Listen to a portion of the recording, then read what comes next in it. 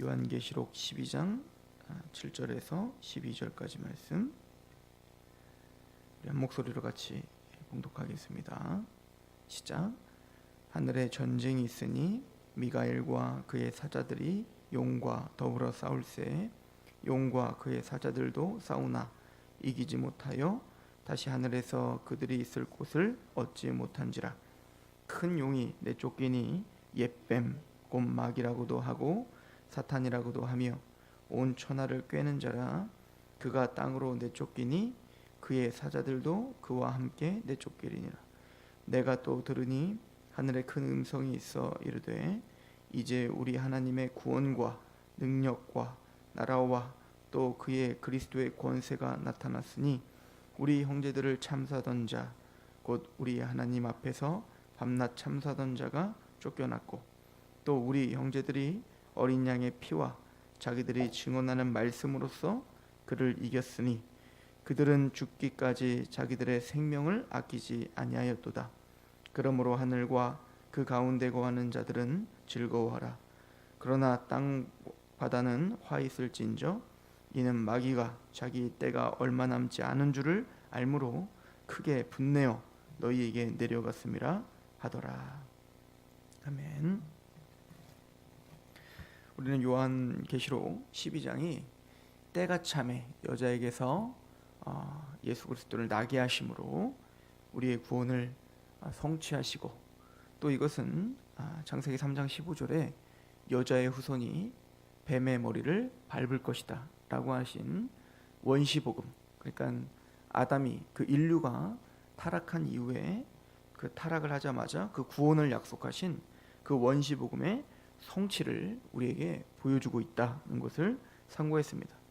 더 나아가서 이 복음은 아벨에게 또 셈에게 또 노아에게 셋에게 또 아브라함, 이삭, 야곱 그리고 모세 또 다윗에게 이어지는, 그래서 그 모든 언약의 성취이신 예수 그리스도로 완성되는 것을 우리에게 한마디로 이렇게 설명해 주고 있는 메시지다라고 하는 거였습니다. 그 복음이 예수 그리스도가 때가 참에 이 땅 여자로 오게 하신 그 복음이 우리는 예수 그리스도를 믿고 맞습니다. 우리가 믿는 예수님은 어느 한순간 우리에게 주어진 것이 아니라 하나님께서 만세전부터 예정하시고 더 나아가서 그 모든 역사 속에 몇천 년의 모든 역사를 인내하시며 또 그것을 주장하시고 마침내는 그 아들을 주기까지 하시는 주도 면밀하신 그 하나님의 예정과 섭리 가운데 예수님이 우리에게 주어진 것입니다. 그 복음이 우리의 것이 된 것입니다를 고백하게 된다는 것입니다.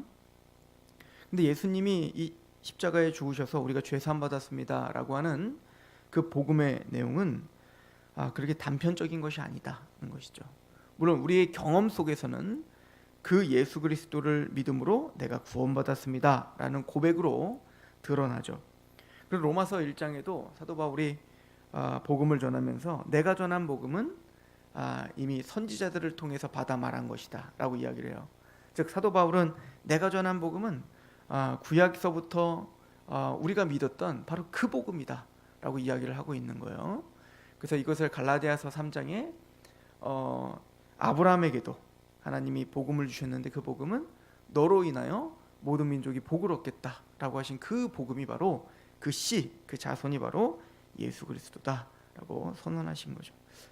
이 얘기를 예수님도 말씀하셨죠. 누가복음 24장에 보면 모세의 율법과 선지자의 글과 시편에 나를 가리켜 기록된 말이 이루어져야 한 말이 드디어 이루어졌다.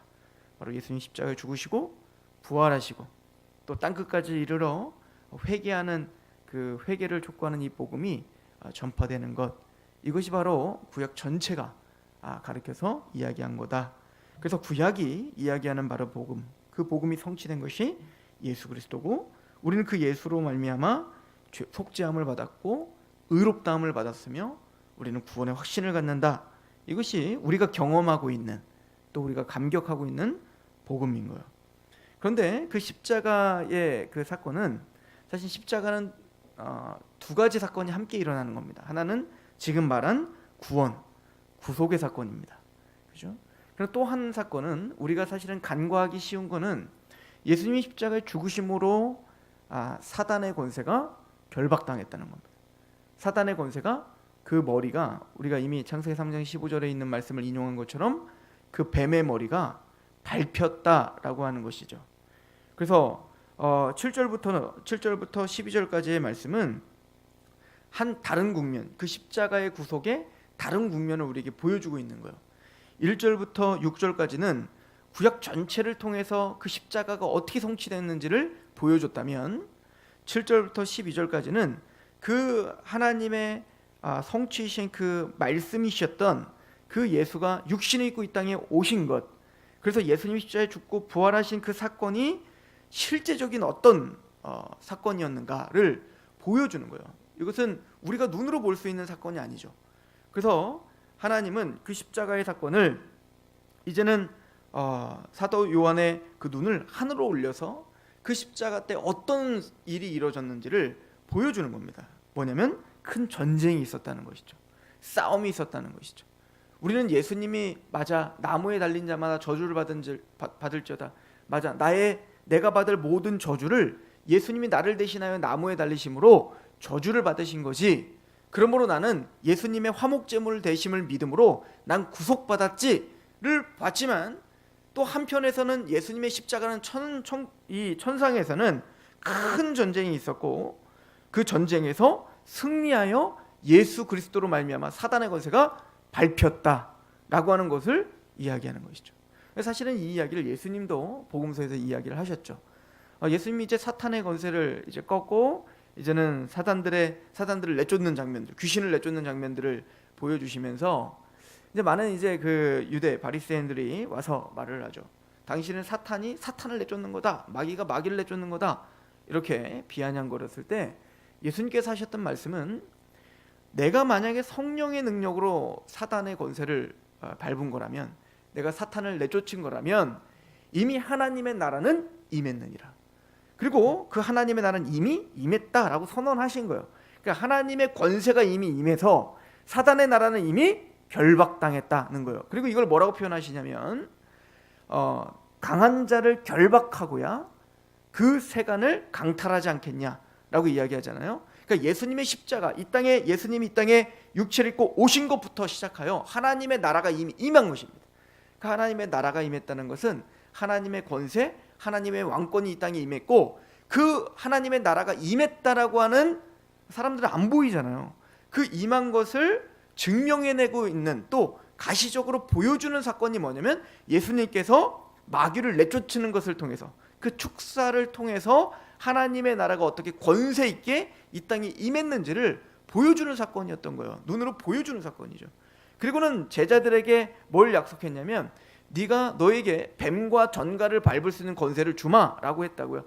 그래서 제자들도 예수님처럼 정말로 가는 곳마다 마귀가 쫓겨나는 역사들이 일어나더라는 거예요. 그것은 뭐죠?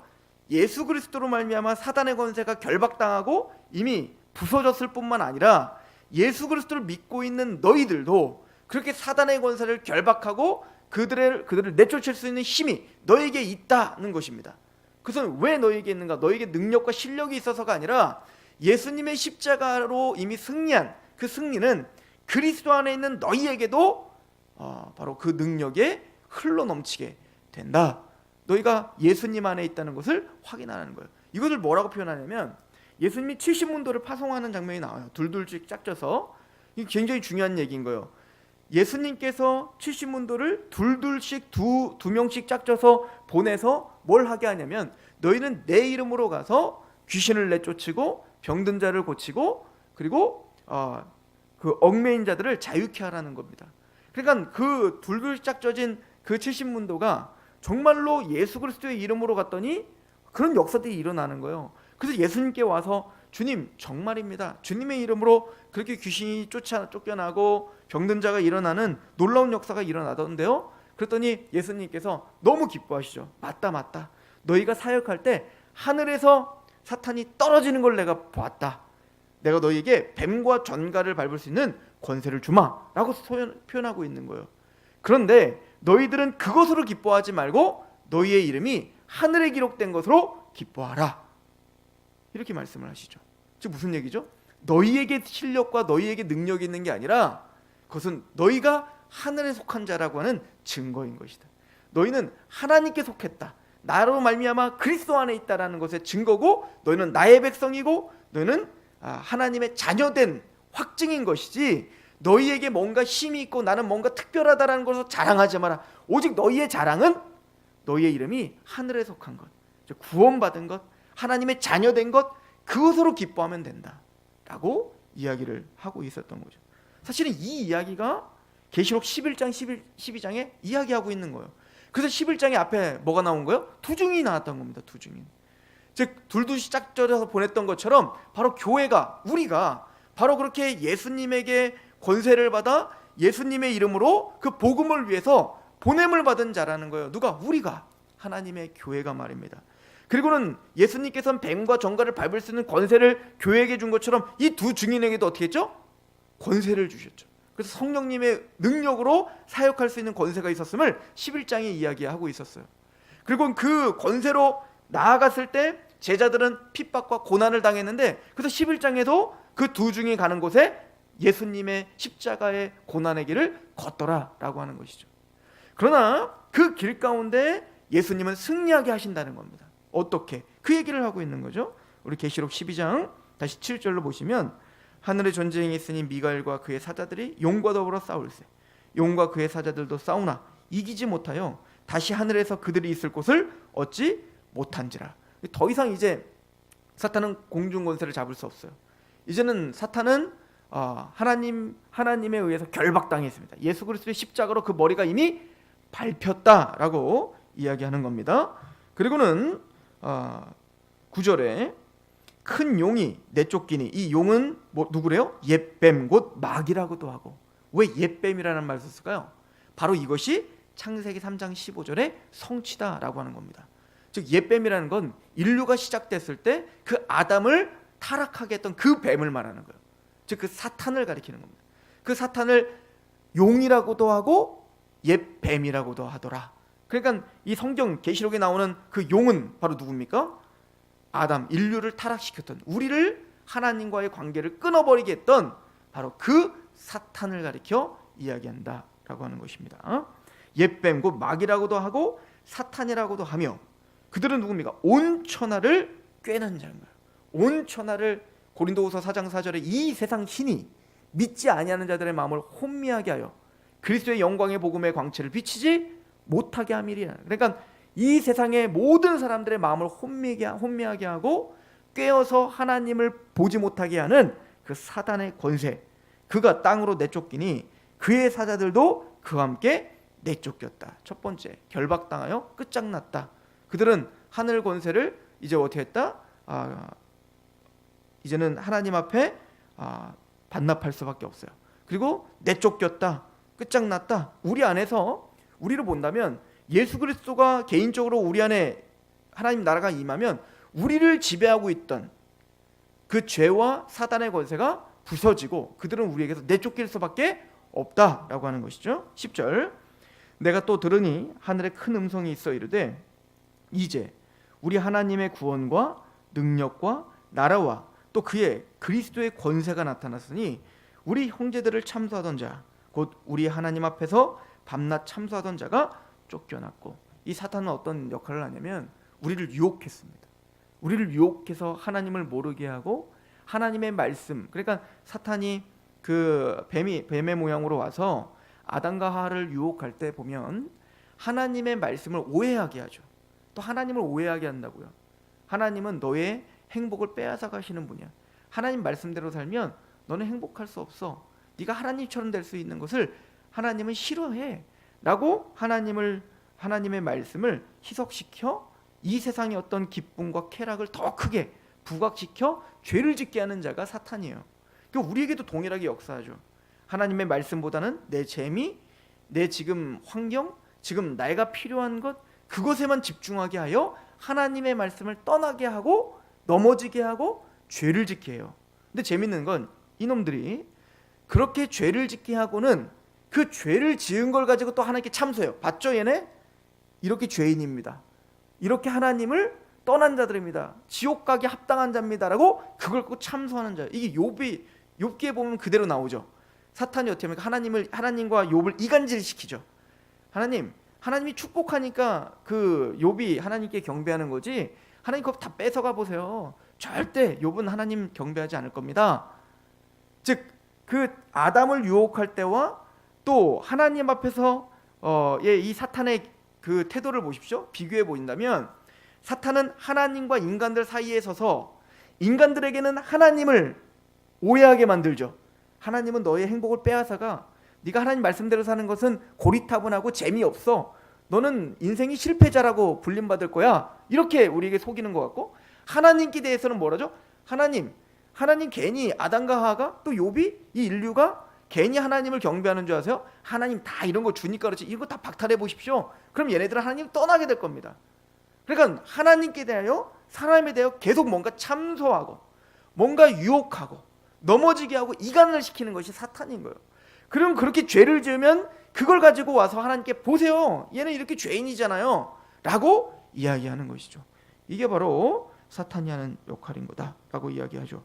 그런데 우리를 꾀는 자, 천하를 꾀는 자, 그리고 밤낮 참소하는 자가 쫓겨났습니다. 그죠? 하나님은 욥기를 보면 그 욥과 하나님 사이를 이간하고 있는 그 사단에 의해서 하나님 좌지우지되지 않습니다. 겉으로는 그 욥이 그렇게 이간질시키니까 하나님이 충동하여, 그래? 그럼 욥의 그 재산을 뺏어봐, 몰수해봐.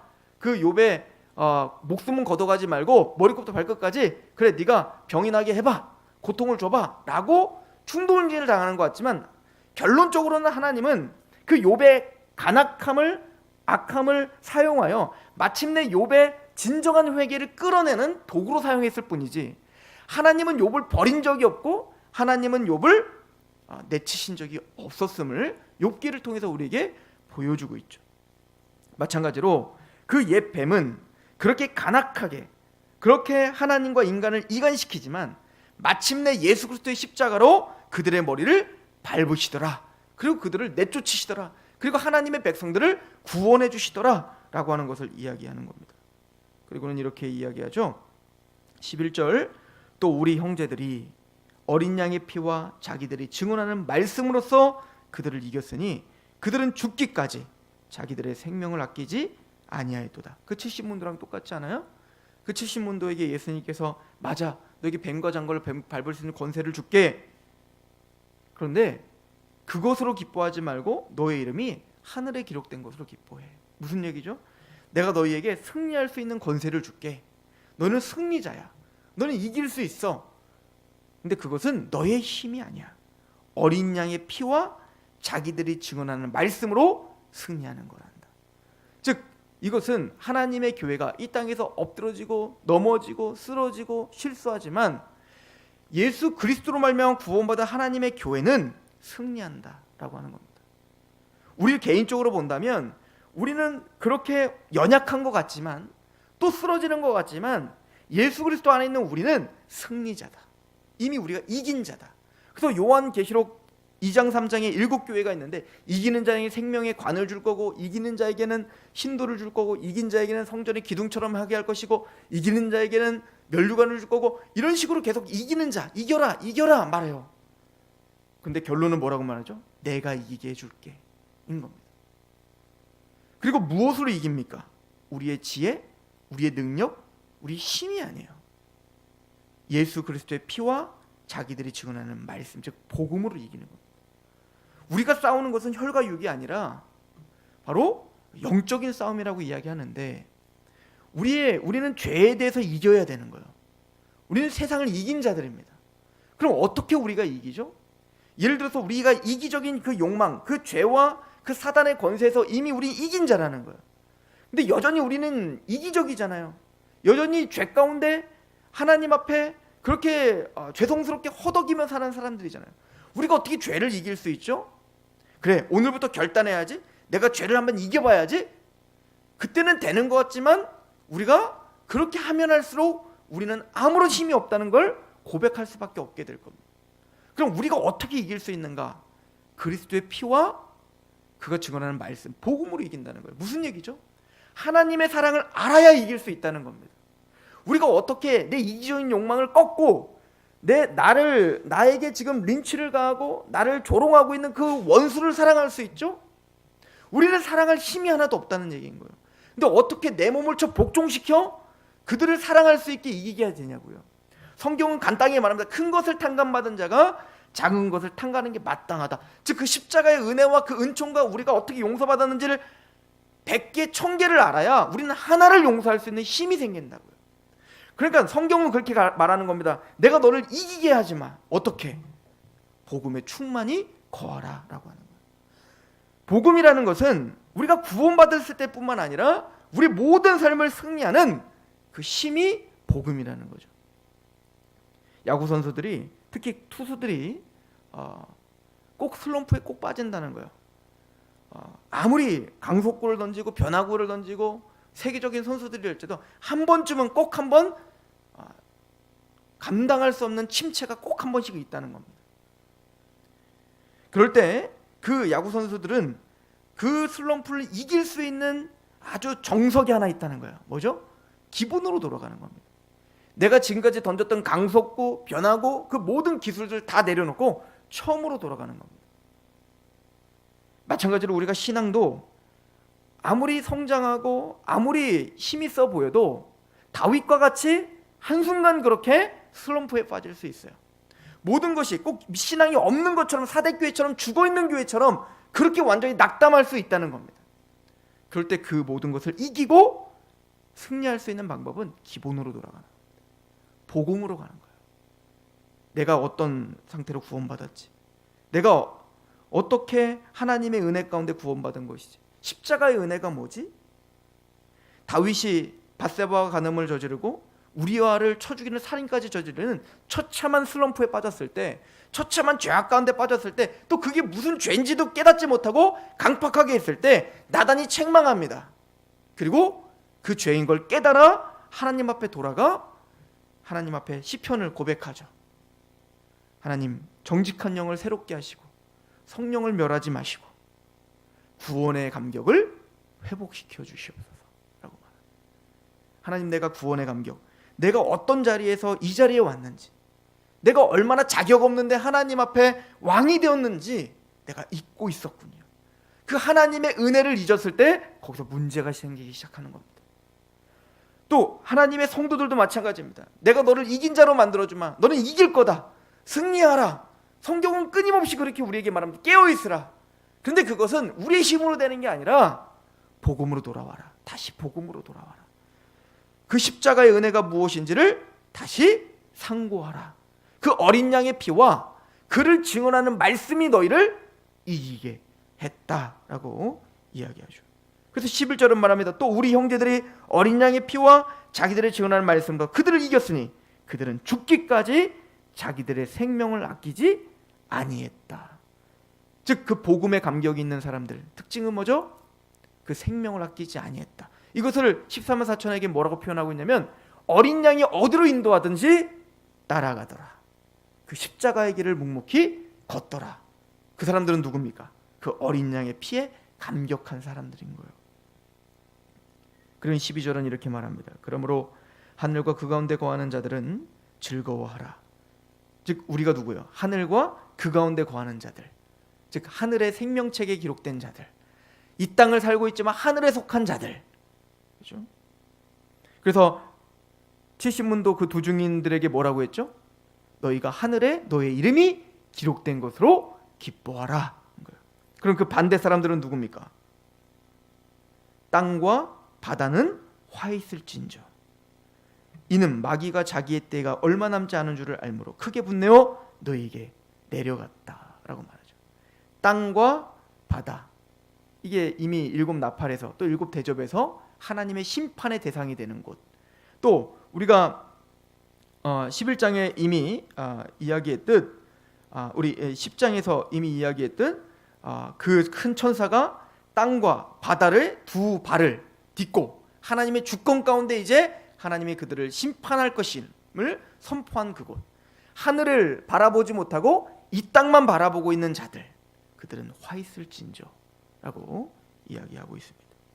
우리는 두 증인처럼 이 땅에서 십자가의 길을 걷고 있지만 우리는 십자가로 승리하는 삶을 살 것입니다. 하나님 우리를 승리자, 이긴 자라 불러주고 계시고, 그 승리는 우리에게 있는 게 아니라 어린 양의 피와 자기들에게 증언하는 말씀, 즉 복음을 가질 때 우리는 승리할 수 있음을 선언하고 있습니다. 저와 여러분들은 이긴 자입니다. 오늘도 그 정체성을 확립하시고 그 복음 앞에 다시 감격하시고 그 복음의 감격을, 구원의 확신을 회복하시고 오늘도 승리하는 저와 여러분 되기를 축원합니다. 기도하겠습니다. 하늘에 거하는 자들은 복이 있다라고 하고 즐거워하라라고 말씀하십니다. 땅과 바다에 화가 있을진저 마귀가 자기 때가 얼마 남지 않은 줄 알므로 크게 분내어 내려갔다라고 말씀하시는데, 하나님이여, 우리는 십자가의 은혜를 알고 우리는 힘있게 그 하나님의 은총을 바라며 오늘도 승리하는 자임을 다시 한번 고백합니다. 우리가 쓰러지고 또 죄의 유혹을 당하고 싶을 때 오늘 말씀이 기억나게 하시옵소서. 구원의 감격을 회복시켜 주시고 정직한 영을 새롭게 하소서라고 울부짖던 다윗의 그 기도가 오늘 우리에게 있게 하시옵소서. 매일매일을 깨어있으라 라고 말씀하신 예수님의 말씀을 듣고도 우리는 깨어있을 수 없는 연약한 자들임을 알고 그 십자가의 은혜 가운데 감격하여 우리가 어떻게 구원받았는지를 오늘도 묵상하는 하루가 되게 하시옵소서. 발등상의 등불이 되시는 여호와의 말씀을 쫓으며 그렇게 오늘 하루하루 한 발자국 한 발자국을 십자가를 바라보고 십자가를 마음에 품고 오늘도 겸허히 승리하게 하옵소서. 예수님의 이름으로 감사하며 기도합나이다.